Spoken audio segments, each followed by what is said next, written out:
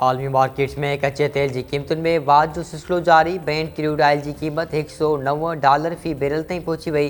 WTI crude oil की कीमत $95 फ़ी barrel थी वई। अमरीकी सदर ट्रंप पारां ईरान के तवानाई के ठिकाणनि ते हमलनि लाइ 10 ॾींहनि ताईं रोकण जो ऐलान। ट्रंप चयो आहे त फेक न्यूज़ के उबतड़ ईरान सां ॻाल्हियूं जारी आहिनि। ईरानी तवानाई ठिकाणनि ते हमलनि की डेडलाइन 6 अप्रैल ताईं वधाए रहिया आहियूं। वो कदम ईरानी हुकूमत के दरख्वास्त ते खयों आहे। जेकॾहिं को वाइदो न थियो त ईरान ते बेरहमी सां हमला कंदासीं।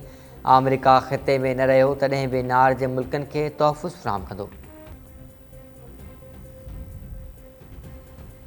अमेरिका हक़ीक़त पसंदी जो मुज़ाहिरो करे त रस्तो कढी सघिजे थो। सिफ़ारतकारी जो अमल रोकियो न आहे।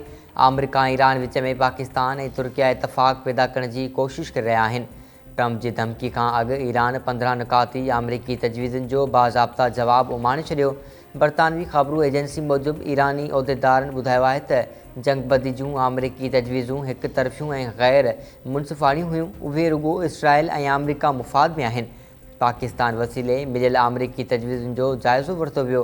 पाकिस्तान के मौक़िफ़ ॾिनो वियो त अमरीकी तजवीज़ुनि में अहम घुरिजुनि जी खोट आहे। अञा ताईं ॻाल्हियुनि लाइ के बि इंतज़ाम न थिया आहिनि। हिन मरहले ते ॻाल्हियुनि जो को बि मनसूबो हींअर नज़र नथो अचे। ॿिए पासे ईरानी ख़बर एजेंसी मूजिबि ईरान हाणे अमरीका जे जवाब जो इंतज़ारु करे रहियो आहे।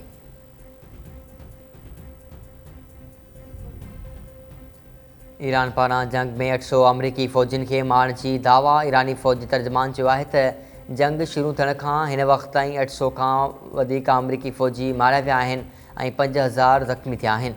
1321 इसराइली फ़ौजी भी मारिया विया। 17 अमरीकी अॾा तबाह कया आहिनि। अमरीकी फ़ौजी भॼी होटलनि में पनाह वरिती आहे। मुतालबा पूरा थियण ताईं अमरीका खे भॼण न ॾींदासीं।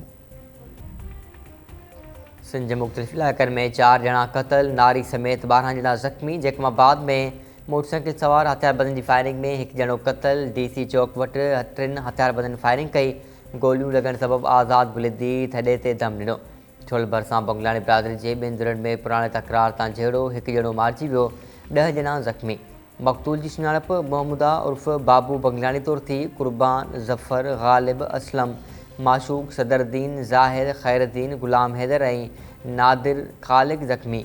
मोरो भरिसां ॻोठु माड़ी में जवाबदारनि गोलियूं हणी 1 ॼणे खे क़तल करे छॾियो। नारी ज़ख़्मी। मक़तूल सलीम उर्फ़ बगो बुॻियो जो लाश ऐं ज़ख़्मी नारी बशीरा इस्पताल मुंतक़िल। वारसनि चवणु आहे त सलीम उर्फ़ बगो बुॻियो पाणी जे वारे ते वियल हो। खेसि बेगुनाह क़तल कयो वियो। पुलिस शक जे बुनियाद ते 2 ॼणनि खे हिरासत में वठी छॾियो। गेरेलू भरिसां ॻोठु थरीजा में कार तकरार तां 1 ॼणो क़तल। अलहवरा उर्फ़ नज़रू चांडियो खे जवाबदारनि चाकुनि जा वार करे क़तल कयो। लाश इस्पताल मुंतक़िल।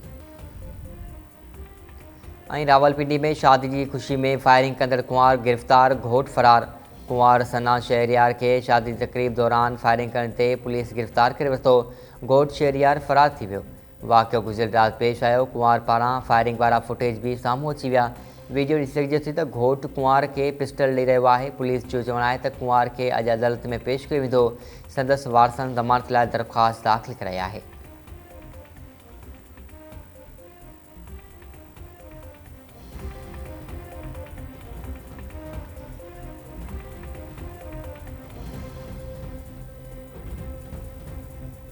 अस्सलाम वालेकुम नाज़रीन, टाइम न्यूज़ में वरी कार आऊं आहियां शुएब लाशारी। हेडलाइंस मां ॾिठियूं